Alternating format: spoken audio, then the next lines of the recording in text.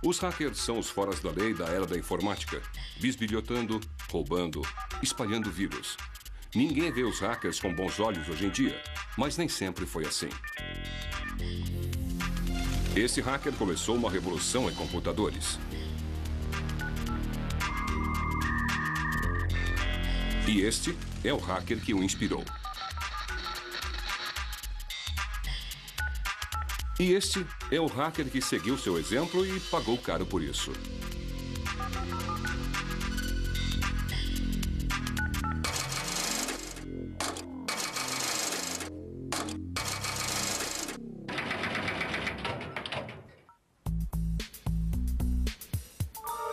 Esses três rebeldes tecnológicos são os pioneiros dos hackers. Para Steve Wozniak, ser hacker é inventar. Nós fizemos a diferença para a humanidade com esses computadores pequenos. Para John Draper, ser hacker é experimentar. Ser hacker é desfazer e fazer melhor, fazer coisas diferentes, usar o computador para fazer coisas legais. Oi, Steve, como vai você, cara? Tudo bem? Para Kevin Mitnick, ser hacker é uma subversão. É um conhecimento proibido. É como uma travessura. É tentar ser mais esperto que os outros. É o conhecimento, o desafio intelectual.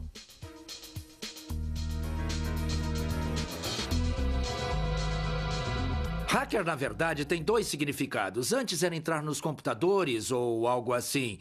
Eram uns caras que sentavam a noite toda com um equipamento emprestado e podiam tentar conseguir o programa perfeitamente. Suas histórias revelam como os hackers eram os heróis da revolução do computador, mas tornaram-se foras da lei no mundo que eles mesmos criaram. Oi. Oi? Pra que serve esse fio aí? Bom, isto é um fio de telefone. Vai da sua casa até aquele poste grande ali. Nós imaginamos que hacker é só com computadores, mas isto não teria sido possível sem a rede de telefones e foi aí que tudo começou.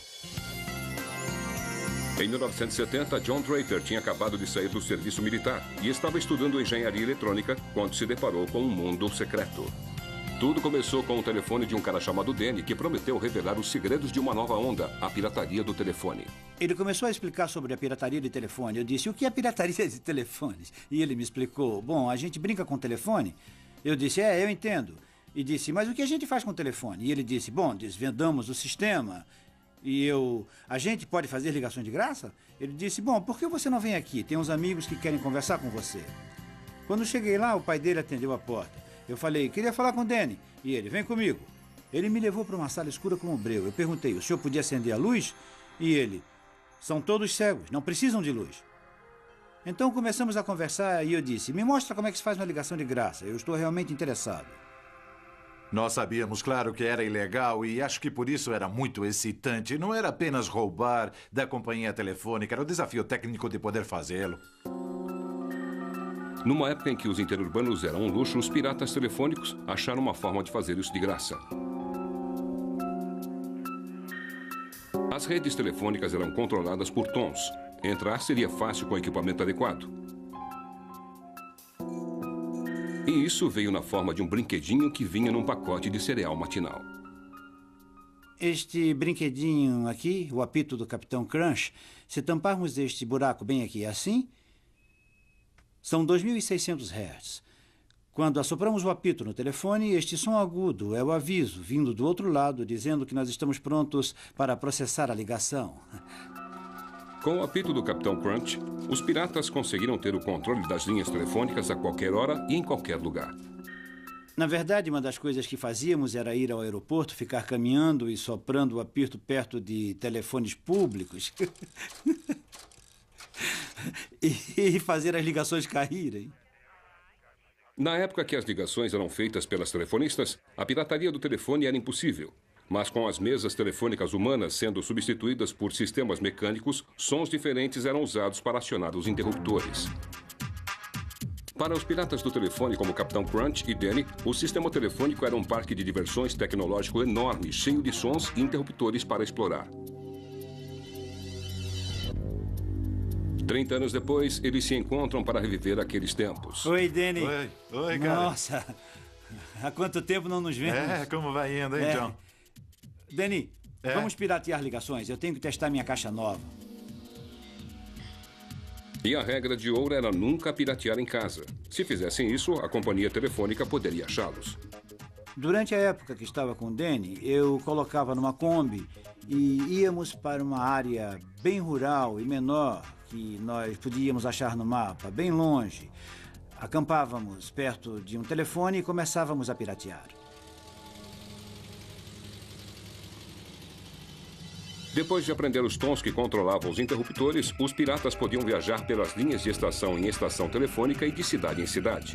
Mas precisavam de outras formas melhores para fazer os tons. Foi aí que o conhecimento de engenharia de John Draper entrou.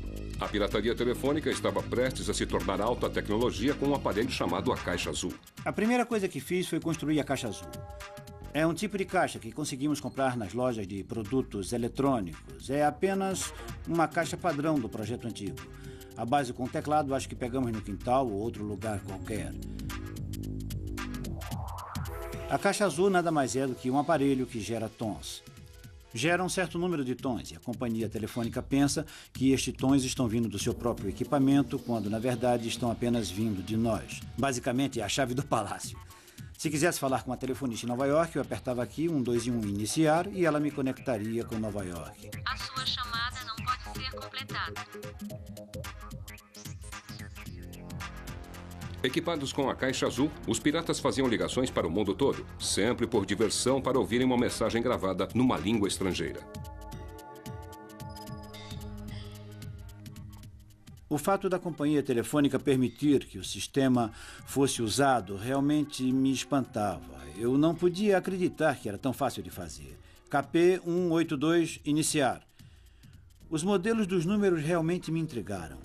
Eu estava no nível superior de acesso à companhia telefônica, mas num nível bem básico de acesso.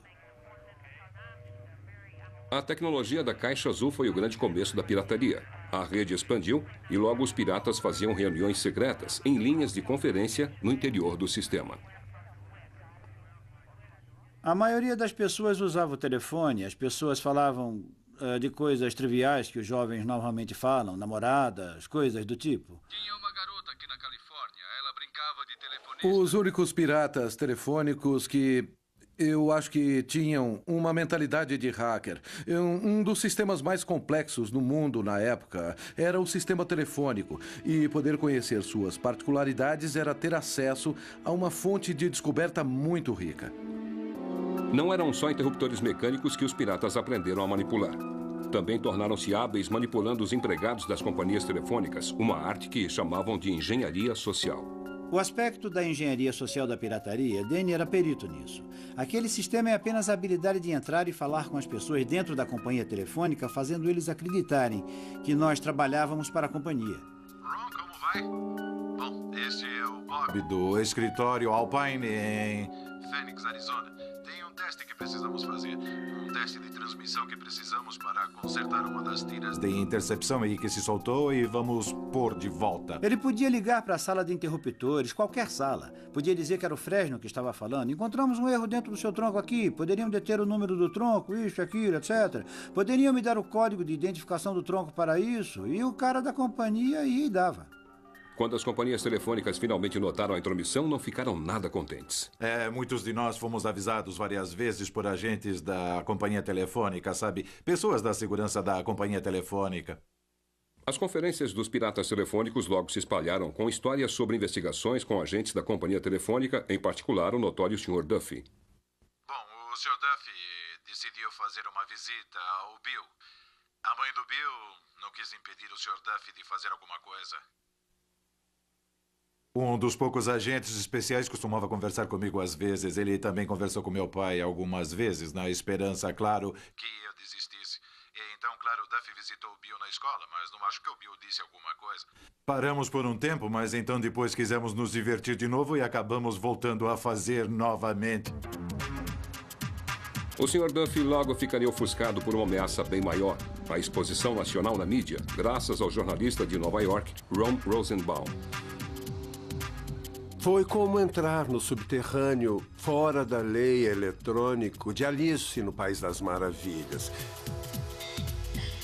Eles estavam mandando mensagens para fora dos canais aceitos, mas eles estavam também criando a sensibilidade do hacker. Acho que os piratas telefônicos respondiam a um tipo de paranoia generalizada sobre telefones e sobre comunicação. Acho que por causa do movimento anti-guerra e a reação do FBI àquilo, todo mundo achava que seus telefones estavam grampeados.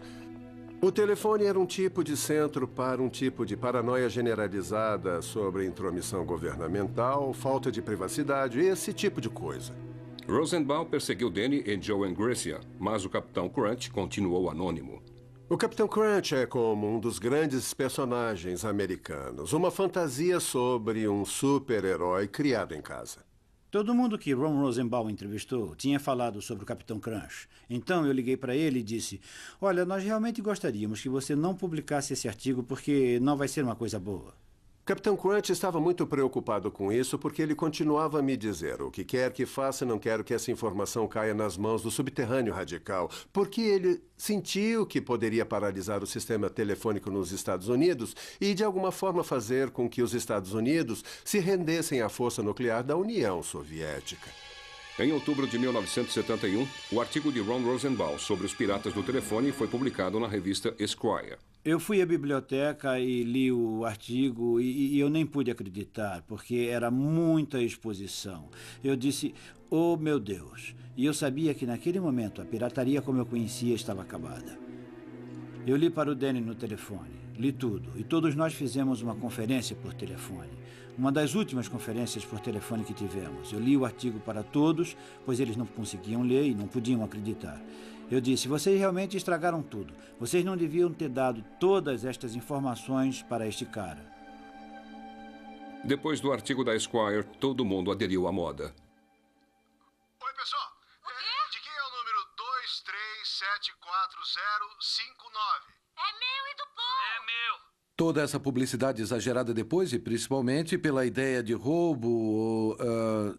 por outro lado, era um vandalismo juvenil. Coisas como: eu estou fazendo a coisa errada, não é legal. Mas, por outro lado, era para obter lucro. No nosso plano acelerado para pegar os piratas do telefone, que deu muito certo muitas vezes, descobrimos que alguns eram homens de negócios. Encontramos detetives particulares, corretores, vendedores de automóveis, até mesmo alguns membros do crime organizado. Uma hostilidade atingiu os pioneiros da pirataria do telefone, tão forte quanto atingiu os parasitas. Pessoas de Los Angeles foram presas, pessoas de Seattle foram presas, pessoas de Nova York foram presas. Eles vieram, fizeram muitas investigações e, é claro, todo mundo que foi preso tinha meu número. E eu fui o pivô por causa do artigo. As autoridades foram bem rígidas. Possuir uma caixa azul podia render uns 2 anos de prisão. O Capitão Crunch foi indiciado federalmente por fraude e ficou detido durante 4 meses na prisão. A pirataria do telefone estava morta, mas não enterrada. Uma revolução mundial na tecnologia estava prestes a explodir, e o Capitão Crunch estaria lá para inspirar uma geração totalmente nova de hackers. A arte dos hackers tinha começado com uma exploração divertida da rede telefônica, mas isso estava prestes a mudar com a invenção do computador pessoal, uma revolução na tecnologia inspirada pelos próprios hackers. A chave para a revolução toda foi um estudante de engenharia chamado Steven Wozniak, cujo mundo tinha sido virado de ponta cabeça pelo artigo sobre a caixa azul da Esquire. Foi o artigo mais incrível que eu já li. Era sobre engenheiros e técnicos como eu mesmo, enganando as companhias telefônicas e criando redes que ninguém imaginou que existissem. Wozniak ficou tão entusiasmado pelo artigo que ele decidiu construir sua própria caixa azul. Primeiro eu juntei alguns chips que eu mesmo criei numa prancha vazia e soldei os fios nela. Então, quando consegui fazer a caixa azul, alguns tons estavam certos e alguns errados. Então nós começamos a procurar pelo Capitão Crunch. Depois de toda aquela exposição na revista Esquire, John Draper estava tentando ficar no anonimato. Ele tinha parado com suas aparições ocasionais numa rádio pirata local. Todos disseram que John Draper era o Capitão Crunch. Então nós colocamos uma ligação no rádio e pedimos que ele nos ligasse. E disseram: ele sumiu de vista depois do artigo na Inquiry. Sabíamos que tínhamos a pessoa certa. Logo depois o telefone tocou. Eu disse, oh meu Deus, é uma péssima notícia. Era ele, disse que apareceu em Berkeley para nos encontrar no dormitório. E eu me senti como se estivesse recebendo o presidente na minha casa. Eu entrei neste lugar sem realmente saber o que estava acontecendo. O Oz queria saber como usar a caixa azul, ele tinha feito uma. Esse cara devia ser, na minha mente, tão suave como as garotas. E quando apareceu na porta, ele não se encaixava na imagem que eu tinha em mente. Mas ele disse, eu sou ele, o Capitão Crunch. E eu disse, olha, pessoal, realmente acho que não quero fazer isso. Ele disse, tá legal, tá legal. Nossa, eu me senti como um herói. Eu disse, bom, acho que está tudo bem, porque eu estou num dormitório e seria muito difícil pegarem alguém fazendo esta ligação. E o Oz disse, você consegue ligar para o Papa? Eu disse, acho que sim. Então consegui o número do Vaticano e telefonamos para lá e perguntamos pelo Papa. E disseram, bom, o Papa não pode atender agora. São quase 4 da manhã. Eu comecei a aprender os códigos naquela noite, com o John Draper e com as outras pessoas, as técnicas para enganar telefonistas, e comecei a praticar sozinho durante várias semanas. E percebi que poderia conseguir. E eu acho que eu fiquei meio assustado, pois poderia ser pego. Algumas semanas mais tarde, o carro de Wozniak quebrou. Felizmente, um amigo da faculdade que estava com ele, Steve Jobs, estava com sua caixa azul. Nós íamos tentar fazer uma caixa azul para uns amigos em Berkeley, porque poderiam nos levar para casa. E o Steve fez a caixa azul e uma telefonista entrou na linha e ele desligou assustado. Então, ligou novamente e ela entrou na linha e ele desligou. Então, ficou muito assustado e um policial apareceu. Ele estava no telefone e com uma caixa na mão. Oh, meu Deus! O policial provavelmente achou que nós éramos drogados por causa do meu cabelo grande. O Steve conseguiu me passar a caixa azul e eu coloquei no bolso da minha jaqueta. E ele disse, o que é isso? Se apertar nos botões, eles fazem tons. Então eu disse, é um sintetizador de música eletrônica. O policial disse, está parecendo estranho para mim. E ele disse, para que esse botão laranja? Aquele que pega as linhas telefônicas. Então Steve disse, é para calibração. Ele disse, o que precisa de calibração? Isso é assustador. Só sabíamos que tínhamos sido pegos. Estávamos no carro deles, os 2 policiais no banco da frente, Steve e eu atrás. E o policial do lado do passageiro virou e... E o policial devolveu para o Oz e disse, um cara chamado Mook te forçou a fazer... O sintetizador Mook. Enquanto Steve Wozniak e o Capitão Crunch bagunçavam com os telefones, homens importantes nas corporações perto do Vale do Silício estavam fazendo grandes avanços na tecnologia de computador. Mas no começo dos anos 70, os computadores ainda eram máquinas grandes e impessoais que serviam corporações grandes e impessoais. Os computadores foram criados para revelar códigos, rastrear mísseis, uso com a guerra. Esta foi realmente a origem do computador moderno. E depois passou para essas grandes empresas de informática, essas complicações. Os computadores eram vistos como coisas que não podiam ser tocadas. Não poderíamos ficar na mesma sala com um computador. Devíamos manter distância, mas ter muito respeito por aqueles que sabem usá-los. Mas o respeito estava escasso. No final dos anos 60, mesmo os engenheiros da computação faziam parte de uma contracultura. Chamavam de hacking. Era uma atitude radical com computadores. As metas práticas ficaram em segundo lugar para o que os hackers chamavam de prazer selvagem da exploração. Um sentimento que os piratas do telefone reconheceriam. A pirataria do telefone estava aprendendo a usar a tecnologia... como penetrar, utilizar e expandir a tecnologia de forma que não estivesse disponível ao grande público. Da mesma forma, os hackers do computador estavam rompendo uma fronteira, aprendendo a explorar computadores e usá-los para fazer coisas que alguns consideravam impossíveis. Para que os hackers conseguissem fazer alguma coisa, teriam que colocar as mãos no computador, o que na época era mais fácil falar do que fazer. Eu falei pro meu pai no primeiro ano de faculdade, algum dia eu vou ter um computador Nova 4K. E ele disse, Steve, é o preço de uma casa, então vou morar num apartamento, mas um dia eu vou ter esse computador. Quando os computadores eram um monte de máquinas barulhentas que custavam $5 bilhões para desenvolver, a ideia de ter um computador pessoal era inconcebível. Por que todo mundo quer ter o seu computador pessoal? É ridículo, é como ter sua própria bomba atômica ou qualquer coisa assim. A bomba veio na forma de um equipamento novo chamado Altair 8800. Um artigo numa revista técnica apareceu introduzindo o Altair, que era um kit de computador que poderia ser montado. Isto animou tanto algumas pessoas em Bay Area que decidiram formar um clube antes mesmo que as partes do computador fossem enviadas, só para falar sobre eles e trocar informações a respeito. E batizaram como Clube do Computador Homebrew. 30 pessoas finalmente passaram uma noite em março de 1975 numa garagem só para ver esta caixa. Entre eles estava Steve Wozniak, e dentro da caixa havia uma rede, que iria fasciná-lo ainda mais do que o sistema de telefone.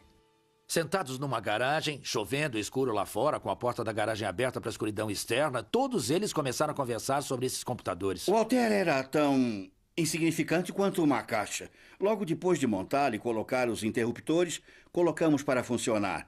E então perguntamos, bom, isto é muito legal, mas o que vamos fazer com isto? O que fizeram foi programá-lo para tocar a música Daisy. 15 anos antes, engenheiros de computadores tinham obtido o tom de uma máquina do tamanho de uma casa. Agora, os hackers estavam fazendo isso sozinhos num kit de computador feito em casa. Meu interesse desde aquele primeiro encontro aumentou tanto que a cada 2 semanas a reunião era a coisa mais importante da minha vida. O clube Homebrew logo cresceu demais para a garagem. O hacking de computadores se tornava popular. Alguém levantava e dizia, eu tenho um problema, alguém sabe como resolver isto? Olha, sabem aquele problema que foi mencionado aqui há 2 semanas? Eu achei a solução para ele. Na verdade, era uma troca fenomenal de informações. Eu passava esquemáticos para qualquer um no clube que quisesse. Eu xeroquei toneladas de cópias, porque eu me sentia meio orgulhoso de mostrar meu trabalho. Lee Felsenstein, que tornou-se o moderador do clube, muito conscientemente criou, como uma empresa de hackers, uma divisão total de informação. Não atraiu pessoas de alto nível que foram bem-sucedidas em empresas do tipo executivo. Não foram atraídos engenheiros de verdade. O engenheiro mais durão era bloqueado por um sentimento de que eu tenho que ter permissão para fazer algo que nunca foi feito antes. Estávamos ali porque não precisávamos de permissão. Os hackers começaram a alcançar o impossível, construir seus próprios computadores. A sedução da tecnologia do computador finalmente estava em nossas mãos e realmente tínhamos o controle. Toda vez que alguém trazia um computador, apresentava um computador no clube Homebrew, a primeira coisa que fazíamos era desmontar rapidamente, aprender tudo sobre ele e encher o projetista com milhões de perguntas. Como isso funciona? Onde fica aquilo? Você sabe como coloca essa peça? Para que é isso aqui? Estavam tão fascinados com a exploração da tecnologia que os hackers não se importavam com o que seus computadores poderiam realmente fazer. Ninguém tinha uma razão prática para querer ter um computador pessoal. Haviam algumas desculpas como fazer o balanço de cheques, ou ter receitas, ou controlar as coisas em casa. Mas quase ninguém fez isso. É a culpa da função. Quer dizer, perguntamos a uma pessoa, legal, mas o que você faz com o seu trem modelo? Não, eu brinco com ele, eu gosto, é divertido experimentar. Mas além dos experimentos, muitos avanços de verdade seguiram. Então minha cabeça começou a dar voltas, pensar. Então eu inventei um truque inteligente que se eu pegasse alguns dados e aí colocasse ao redor num círculo, iria bem estranho. Se eu mantivesse o tempo exatamente perfeito e certo, iria aparecer como as cores numa TV colorida. Eu acredito que as coisas realmente importantes que temos nos computadores vieram dos hackers. O pessoal do clube conseguiu que os computadores fizessem coisas impensáveis. Eles jogavam, tocavam músicas e criaram gráficos e programas de desenho. No clube Homebrew, os hackers desfrutavam sua era dourada. Steve Wozniak trabalhava dia e noite na garagem para produzir o computador perfeito. Acho que o Woz personifica melhor o hacker. Ele conseguia criar o hardware e projetar o software desde o lápis e papel até o nível de produção. Se alguém já olhou para o meu circuito, diria que... Nossa, esse cara não só faz desenhos, como nós aprendemos também. Ele podia ver coisas que outras pessoas não veem e fazer contatos que outras pessoas não fazem. O que eu gosto nesses hackers é que eles têm uma forma diferente e talvez melhorada de encarar o mundo para fazer esses tipos de contatos. Os hackers faziam experiências